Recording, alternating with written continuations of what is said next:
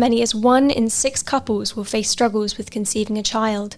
Infertility is classed as a disease by the World Health Organization, yet sadly there is often a stigma and taboo that surrounds it, and it's something we don't talk about.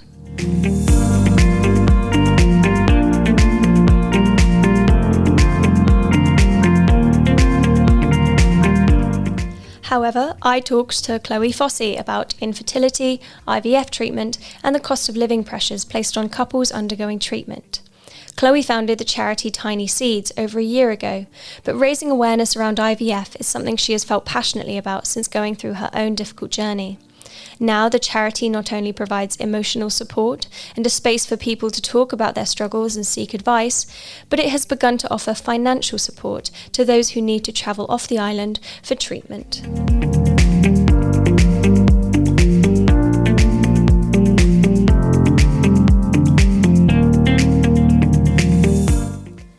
Following a recent survey which exposed that people were selling their houses to afford to have children, Chloé has called for a change to the funding system and a change to how we value people trying to sprout those tiny seeds.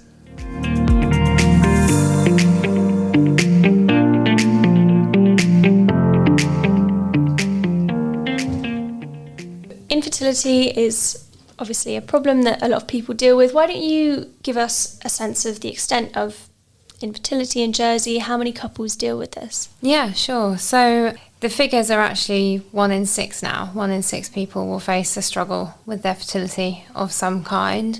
And the latest statistics that we have for Jersey are that on average about 420 people go through the island's assisted reproduction unit every year. So that's a lot. It's a lot of people, and it's only actually sadly becoming more prevalent rather than less so. And it's something we don't talk about very often, I think, out in the open. Why is that? No, I think historically there's been a bit of stigma and taboo around it. You know, it's people find it embarrassing maybe to talk about, and I think that's probably because of those stigmas that society has created. And I think, you know, we are getting better at talking about it, but it is still difficult. And also when you're going through it, it's kind of all-consuming, and it's a very emotional subject to talk about. So if you are worried about how people are going to react when you bring it up, that may stop you from doing so as well. But thanks to the conversations that we're having and people are starting to have, it is getting easier to talk about. And that's also why we kind of created Tiny Seeds, to provide that safe space for people who do want to come along and have those conversations. Yeah, exactly. So you're the founder of Tiny Seeds, which is a charity based here in Jersey. Why don't you explain a little bit about why you founded it? Was it from a personal experience? And also what you thought the charity could do? Was there limited support that you had? Yeah, so it was based on my personal experience. So when I first had my son, so he's actually now 11, and it took us about a year to conceive him. So I was just starting to worry at that point. Been to the doctor and asked for the tests and things, and then we did luckily fall pregnant. But then when we tried again and wanted to give him a sibling, it just didn't happen. So again, went to the doctor, was referred on for tests. At first they couldn't really find anything, and that's really hard as well when you get a diagnosis of unexplained, because you just want an answer at that point and you want people to be able to tell you why it's not happening. And yes, it was a really long journey, basically, to cut a very long story short. 6 years, 5 cycles of IVF, a lot of other tests and treatments, and an 8-year age gap between my 2 children. And we finally did have our daughter in 2019. But yeah, when I was going through it, I just felt I didn't know where to go for support and have those conversations. And like I was saying before, sometimes when you bring it up just with people who maybe haven't gone through it or don't necessarily understand, the response isn't necessarily one that is helpful to you when you're in that place. So yeah, I wanted to set up something that could offer that safe space for people. I found a lot of support online during that time. I would go on internet forums, but I always thought it would be nice if the local community would be able to come together and connect. Again, it was something I felt I wanted to do whilst going through it, but I didn't have the strength, basically. I was putting all my energy into that treatment, and even though I could see that there were ways that things could be done here to help, I just didn't have that energy to do it.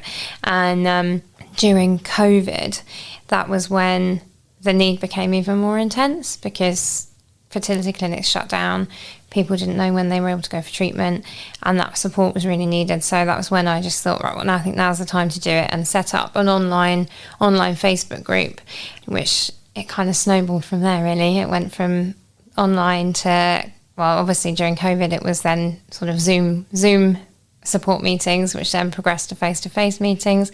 And then again, it was quite quickly became clear that we needed to become a charity. So we're a year now. We're a charity for a year. So, yeah. Okay, cool. And so what kind of support does Tiny Seeds provide? Is it financial, practical, emotional, all of the above? So we've started out obviously with the emotional side of support, with the face-to-face meetings and our online support group, which is really nice place for people to join. Actually, if anyone's listening and is needing support, you can find us on Facebook. It's a private group. You can ask questions anonymously in the group. It's a really supportive bunch, and you do get a lot of helpful answers to your questions in there. We've also now started a podcast channel as well, our own one called Tiny Seeds Talking. So the first series was offering sort of the emotional side of support, talking about personal experiences, and then the second series, which we've just released recently, is that more practical side of things. So we've spoken to doctors from fertility clinics, we've spoken to the doctors here, spoken to a nutritionist, to try and get that kind of, the practical support that people need as well. And we've also offered in-person meetings with doctors, question and answer sessions, etc. as well, because there's a bit of a barrier in Jersey too, because you can only have IVF at a fertility clinic in the UK or elsewhere. So you feel like there's a bit of a barrier between you and the clinic. So if we can bring that practical support here and that information here, then hopefully that can only help people as well. And then with regard to financial support, we are really pleased that we have just very recently started a fund to offer people support with their travel. So at the moment we can offer £400 travel bursaries to people travelling off the island for IVF. Yeah, which is fantastic, because the financial implications of going through fertility treatment are huge. I think you saw the results of the cost of living and IVF survey that we put out fairly recently as well, which just demonstrates how much of a challenge it is, on top of the emotional and practical and physical struggle that you're going through anyway. Exactly, and I was going to ask about this survey. So you've recently carried it out to show and to raise awareness about the impact that the cost of living crisis does have on those trying to conceive. And I think it's such an incredibly expensive endeavour that not everyone can afford, and it's even more difficult now. In the survey, it showed that the average amount that respondents spent on IVF was £15,000, and that excludes travel and accommodation costs. So could you just give us a bit of an overview of the struggles that people are facing when it comes to costs, and the various testimonies you've heard, what people are sacrificing, what are the stories that you're hearing? Yeah, so I think we wanted to do the survey because we've been hearing, anecdotally, people coming to our support meetings, telling us about the struggle. I went through the struggle myself. I know how expensive it is. But we wanted to be able to quantify that and actually kind of put it down on paper and see, exactly the impact it's having and across how much of the people that are going through it. And actually it was quite clear that really even people on high incomes are struggling, because it's a large amount of money over a relatively short amount of time. When you look at, obviously, at the moment, the cost of living, which is impacting everybody at the moment as well, when you add that on top, there's people responding to the survey that are, spending their deposits that they've saved up for a house, saying as well that having done so, they think it's probably unlikely that they'll ever take a step onto the property ladder now. There was one person that had actually sold her mortgaged property in order to pay for the treatment. There's people that have delayed their weddings. It's a big struggle. And obviously that 15,000 as well, I think, I haven't got the exact percentage off the top of my head, but it was something like 70 or 75% of people said that they're still going to need more IVF in the future. Whether or not that is because they're still trying to pursue that one baby, or whether or not it's to continue to grow their families. And that's another thing to point out as well with the survey, is people are sort of saying that they don't know if they can afford to go on to have more than one child as well, because they've spent so much on treatment that they don't know if they can then grow their families any bigger. And is this a problem which is specific to Jersey? Because the cost of living here is particularly bad, I think, at the moment with housing, and it's well known that there are people leaving Jersey because they can't afford to live here anymore. Yeah. I think, is this something just in Jersey, or is it we're seeing in a lot of places? I mean, obviously the UK do not have an ideal system either, but there is funding within the NHS and within Jersey that there could definitely be improvements to funding that is available for IVF here at the moment. And as far as we're aware, Jersey is the only place offering means tested funding for IVF. And I almost don't even want to bring this up anymore, because as far as we know, nobody has qualified for that. We've never heard of anybody qualifying for that funding. So the funding that we're aware of that is available and that people do receive is for their medication for up to 3 cycles of IVF. And that equates to about £1,000 to £1,500 worth of medication a cycle. But then you do see on that survey, people are then spending on average of about £2,000 on their travel. So really you're sort of putting those people back on a level par with somebody that's paying privately elsewhere. We actually released our own podcast discussing the results of the survey, and we spoke to a lady who runs Fertility Europe, which is an umbrella body for all the fertility charities around Europe. And it was really interesting and insightful to talk to her about what other European countries offer.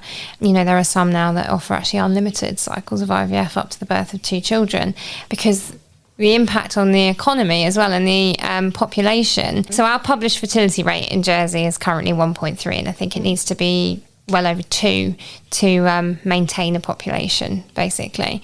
And I think this is where, you know, other countries have potentially recognised that in order to maintain their population, they need to be offering that support to fertility patients in order to, you know, hopefully increase their birth rate. Yeah, I see where you're coming from, because it's definitely an investment in the future, and we do have an ageing population here. What funding change up do you want to see? What do you think that? So we'd like to see it become clinically based rather than means tested, because infertility is a disease. At the end of the day, it's a medical condition. It's defined as a disease by the World Health Organization, and it shouldn't be means tested as to whether or not you can receive funding. So what would clinically based look like? So the NICE guidance, which is the National Institute for Healthcare and Excellence, they recommend for 3 fully funded cycles of IVF up to the age of 40, and for 1 fully funded cycle up to the age of 42. Mm-hmm. So that's their guidance, basically. And again, that's something that we would like, you know, we would hope would be nice to see come in here for people. And do you have hopes that the government are going to listen, that you think that this is something you might see soon, or do you think there's a lot more work to be done to convince them? We have had positive conversations, and I am hopeful that change is going to come. It needs to come. I think it was actually in the JEP about 3 years ago now that they said that they were going to come into line with the Scottish funding system, which is that three fully funded cycles. So yeah, change is definitely needed, and we would hope to see some come in at the earliest opportunity. And what's the response to the survey been like? Have you heard from more people in the island who are struggling with this? Have you heard from, you know, various members of government maybe who weren't aware? Yeah, I think people have been really interested to read the responses. Like I say, it's not anything that we didn't know already, but just seeing it on paper and seeing how unanimous really the response is. Like, it was just clear across the board that everybody is struggling with this. So yeah, I think people are surprised to see just to the extent how much people struggle and just how much it costs and how much people have spent. Because I think when you can say 1 cycle of IVF costs, you know, in the region to start at about £4,000, that's without travel, that's without extras that you might need, and that's without taking into account that the average person requires at least 3 cycles to bring home a baby. And again, when you say 3 cycles, that's actually 3 full cycles, which is slightly complicated to explain, but that means going through a fresh cycle of ovarian stimulation, creating as many embryos as you can from that cycle, and then having any frozen transfers that may have resulted from that fresh cycle before moving on to cycle number 2.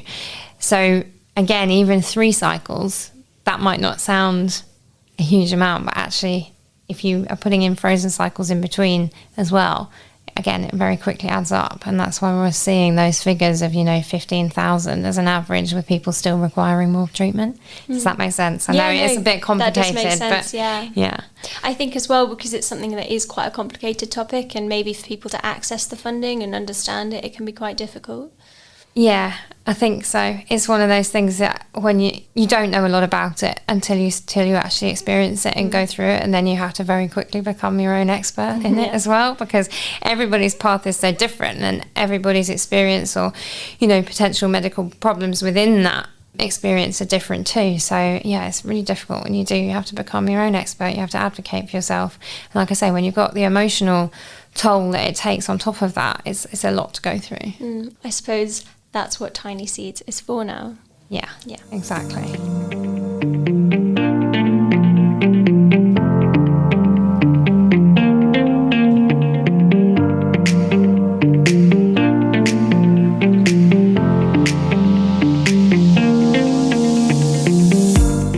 Thank you to Chloé Fosse, and find out more about Tiny Seeds at tinyseeds.je or listen to their podcast series. Thanks for listening to the Bailiwick Podcast. Keep up with all the latest news by visiting bailiwickexpress.com or reading our sister publication, the JEP. More next week from me, Kelly Frost, and the rest of the team.